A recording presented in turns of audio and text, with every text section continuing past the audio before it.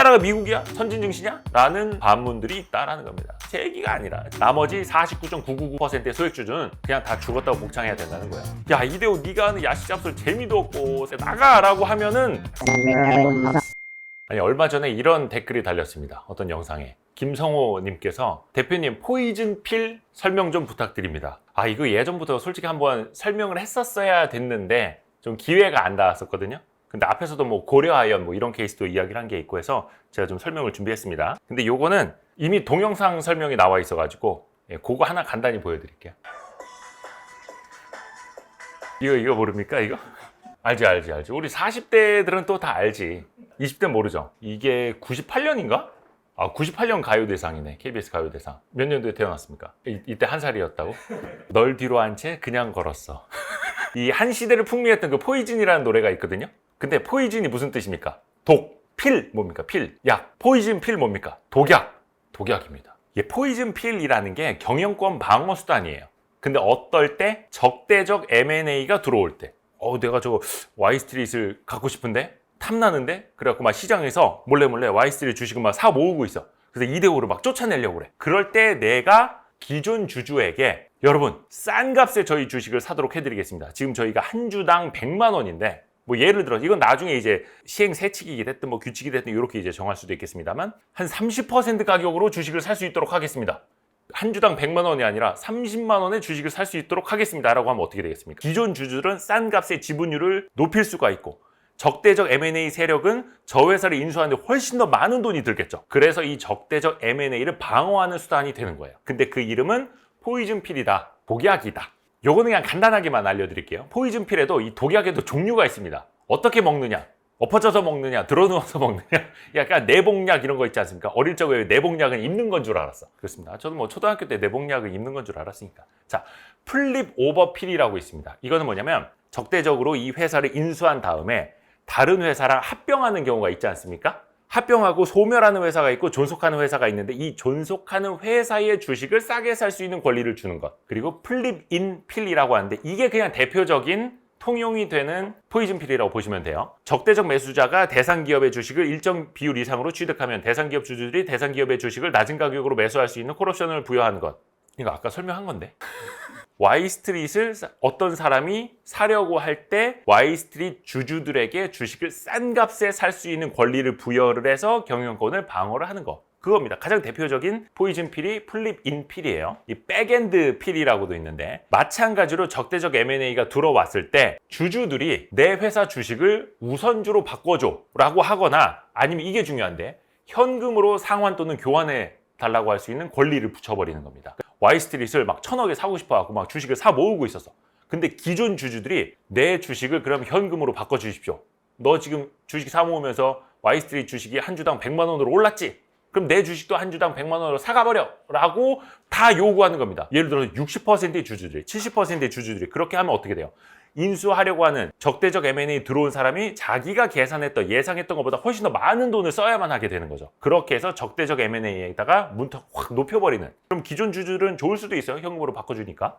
물론 이것도 얼마에 할 거냐 이게 또 중요하긴 한데 그건 아직 안 정해져 있는 거고요. 참고로 이 포이즌 필이 우리나라에 도입이 된 건 아닙니다. 도입이 된 건 아니고 일각에서 포이즌 필을 도입해야 되는 것 아니냐라고 주장을 하고 있기 때문에 제가 지금 알려드리는 거예요.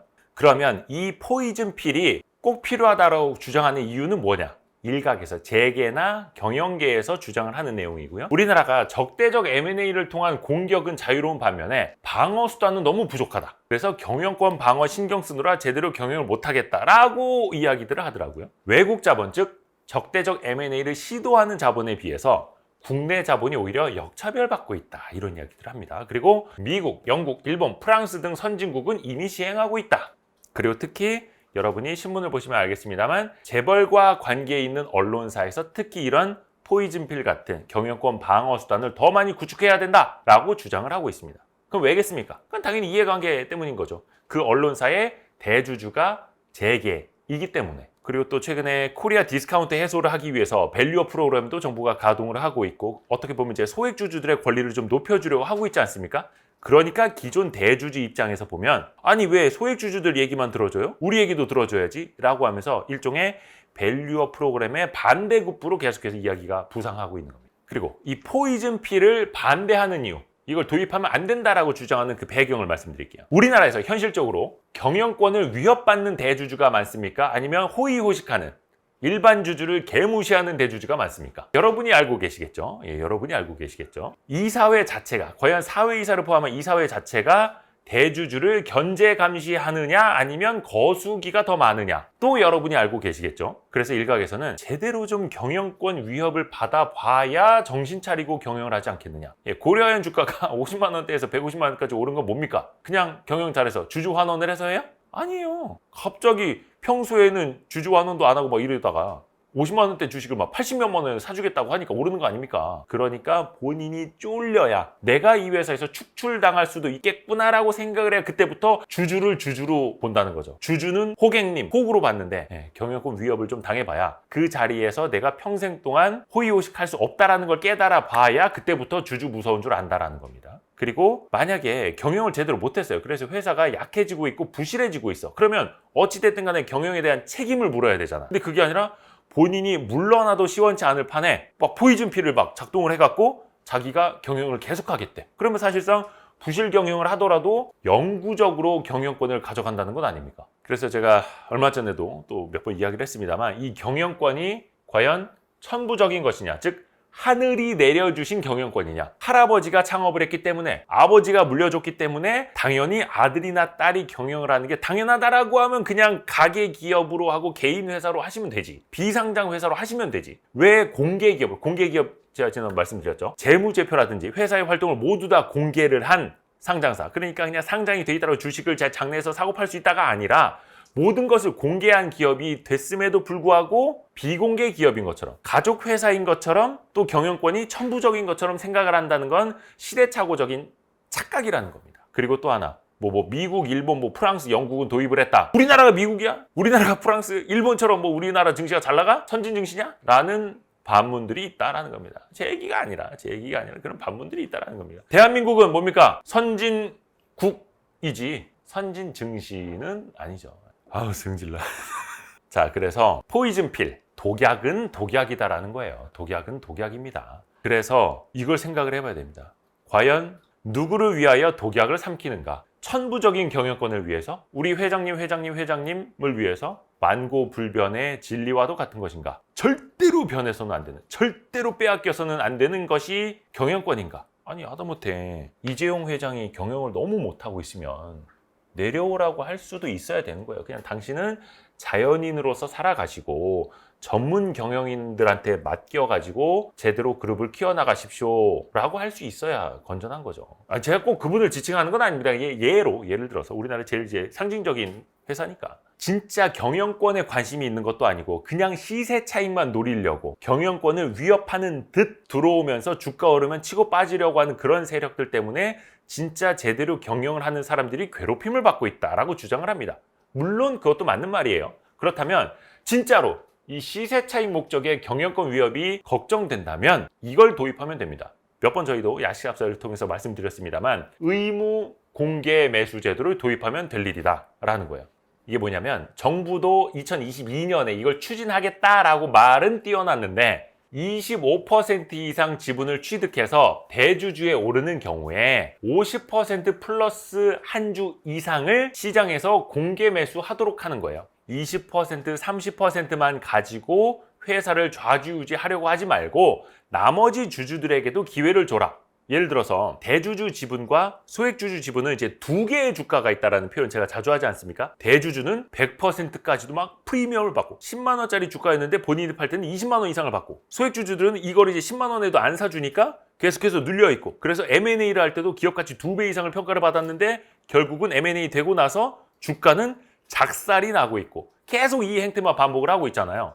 50% 플러스 한 주 이상을 공개 매수하라라는 건 대주주한테만 프리미엄을 많이 주지 말고 소액주주들에게도 프리미엄을 일부 같이 줘라 라는 겁니다. 근데 이거는 정부가 2022년에 운만 띄워놓고 추진하겠습니다 라고 해놓고 아직까지 진행이 안 되고 있습니다.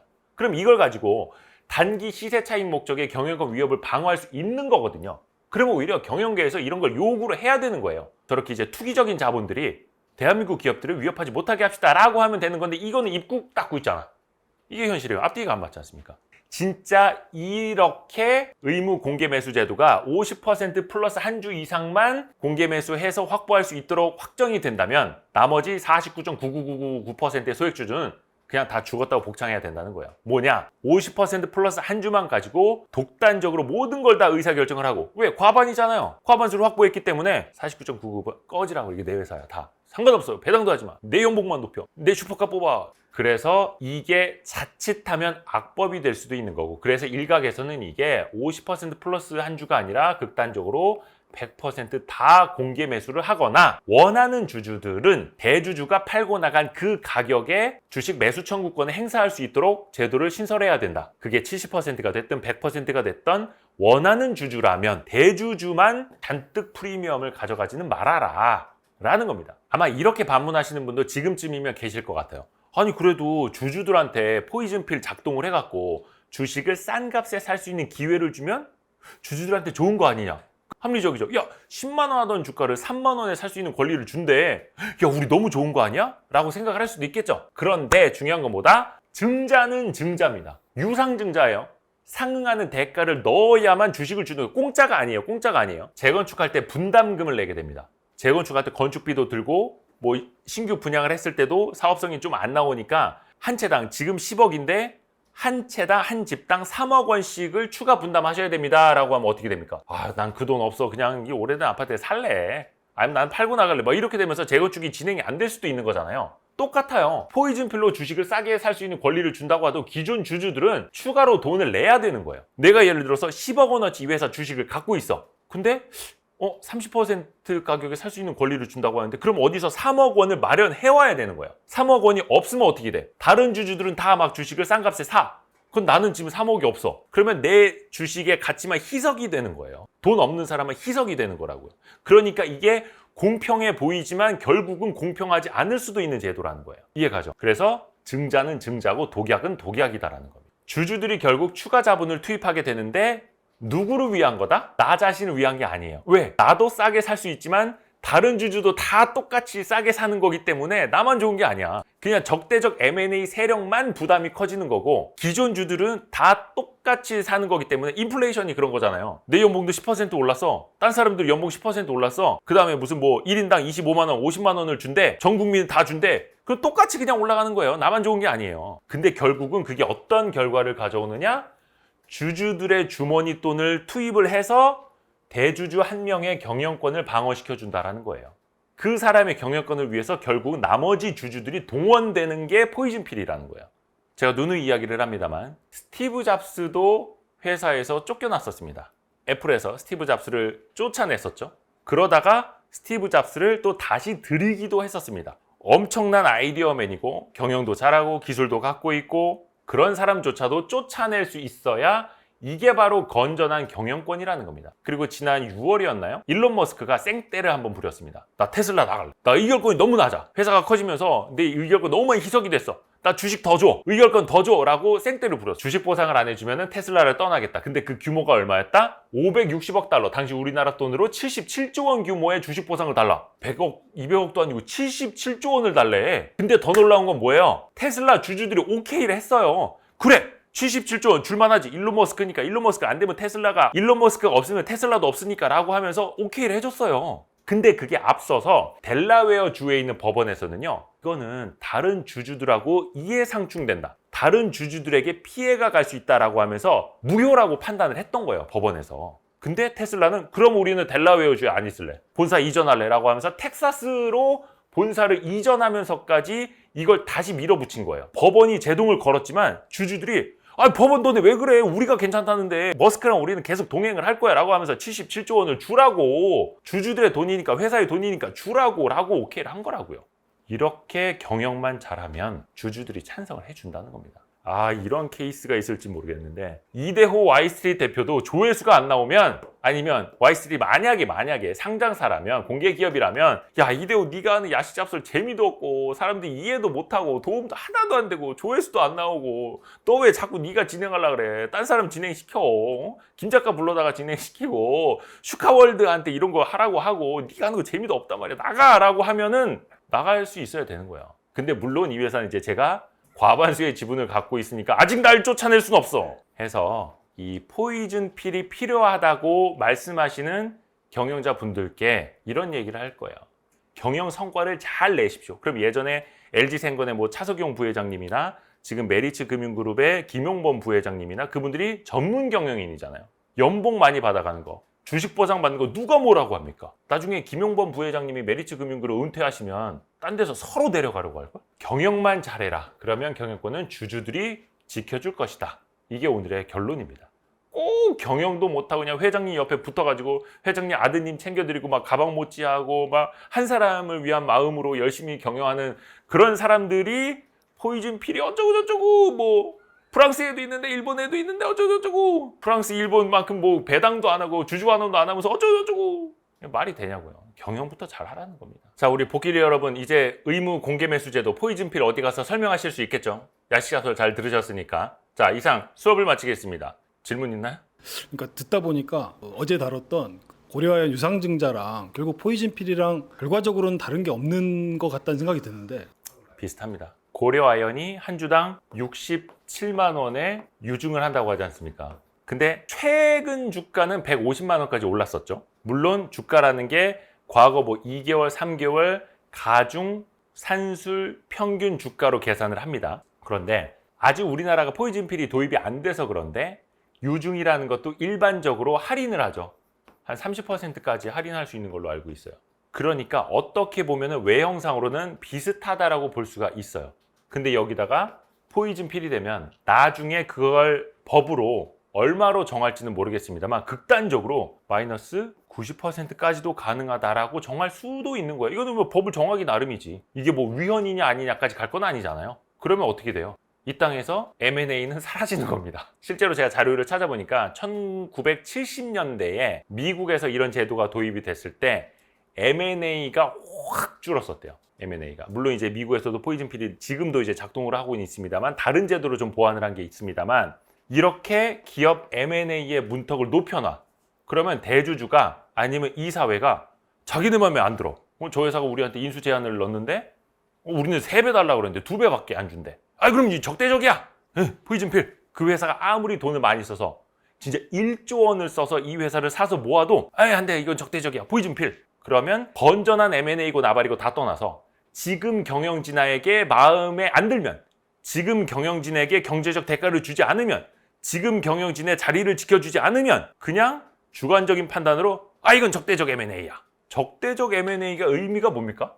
아니 근데 경영권을 뺏는 건데 누구의 경영권을 뺏는 겁니까? 아까도 얘기했지만 경영권은 하늘이 주시는 게 아니라 주주들이 주는 거야. 주주님들이 대리하라고 대리인에게 월급 줘가면서 너희들이 일을 대신해줘. 주식회사, 주주들이 근간인 주식회사를 위해서 라고 하는 건데 그냥 경영진들이 그러니까 좀 비유를 좀 심하게 하자면 머슴인데 머슴이 주인 노릇을 하는 거라고요. 그래서 머슴이 판단을 하고 이 집은 내 집이야. 아무도 못 들어와. 라고 나한테 유리한 결론만 지을 수 있다는 거예요. 이게 맹점인 거예요. 우리나라는 주주권, 경영권에 대한 개념조차 아직은 제대로 잡혀있질 않아요. 재계의 어떤 분들, 경제단체 분들도 잘 한번 생각해 보셔야 됩니다. 여러분에게 월급을 주는 게 그 회장님인지 주주들인지 이 주식회사가 회장님의 것인지 주주들의 것인지 Y스트릿은 내 겁니다. 해서 야식 잡설이 조금이라도 도움되셨다면 Y스트릿 알림, 구독, 좋아요, 댓글, 다른 영상 보기. 좋아요는 지금 누르셔야 되는 거고요. 알림은 이렇게 종 옆에 이게 있어야 돼요. 부탁드립니다. 뿅!